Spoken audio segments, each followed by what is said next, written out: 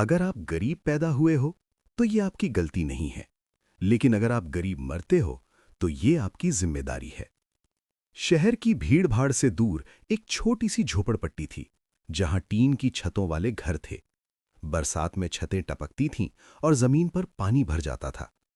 उसी जगह रहता था विक्रम, करीब 17 साल का दुबला-पतला लड़का, जिसकी आंखों में सपने थे, लेकिन जिंदगी ने जैसे उन पर ताले लगा दिए थे।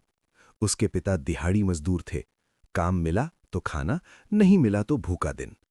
उसकी मां दूसरों के घरों में काम करती थी। सुबह 4 बजे उठती और शाम को थक कर लौटती। घर में अक्सर यही हाल रहता, सूखी रोटी, थोड़ा सा सब्जी और बहुत सारी चिंता। विक्रम जब शहर के अमीर बच्चों को देखता, उनके कपड़े, उनकी जिंदगी, तो उसके अंदर दर्द होता। वो सोचता, काश मैं भी अमीर घर में पैदा हुआ होता। एक दिन घर की हालत देखकर उसका सब्र टूट गया। वो रात में घर से निकल गया और सड़क किनारे बैठकर आसमान से सवाल करने लगा, भगवान, मेरे साथ ऐसा क्यों? तभी एक बूढ़े बाबा उसके पास आए। उन्होंने पूछा, इतने परेशान क्यों हो बेटा? विक्रम ने गुस्से में कहा, भगवान ने मुझे गरीब बना दिया, मेरे पास कुछ नहीं है। बाबा मुस्कुराए और बोले, भगवान तुम्हें वहां भेजता है जहां तुम्हारी सबसे ज्यादा जरूरत होती है। अगर तुम गरीब घर में पैदा हुए हो तो इसका मतलब है कि तुम अपने परिवार की किस्मत बदल सकते हो। ये बात विक्रम के दिल में उतर गई, लेकिन उसने पूछा, पर मैं करूं क्या?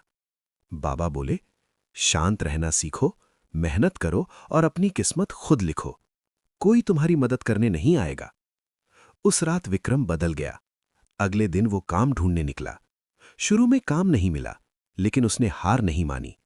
उसे एक हलवाई की दुकान पर काम मिल गया। वो वहां बर्तन साफ करता, टेबल साफ करता, आलू छीलता।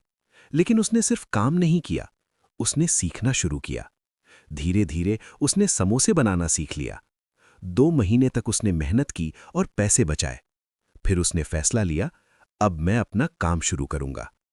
उसने एक छोटा स्टोव खरीदा, एक टोकरी ली और बस स्टैंड पर समोसे बेचने लगा। शुरुआत आसान नहीं थी। कोई ग्राहक नहीं आता, लोग नजरअंदाज करते, कभी नुकसान होता, लेकिन उसने हार नहीं मानी। एक दिन पहला ग्राहक आया। उसने समोसा खाया और कहा, बहुत स्वादिष्ट है। यहीं से शुरुआत हुई। धीरे धीरे लोग आने लगे, फिर ज्यादा लोग, फिर भीड़। विक्रम ने अपने पिता को भी काम में शामिल किया। दोनों ने मिलकर मेहनत की। फिर उन्होंने ठेला खरीदा, फिर नए खाने जोड़े, फिर एक और लड़का रखा।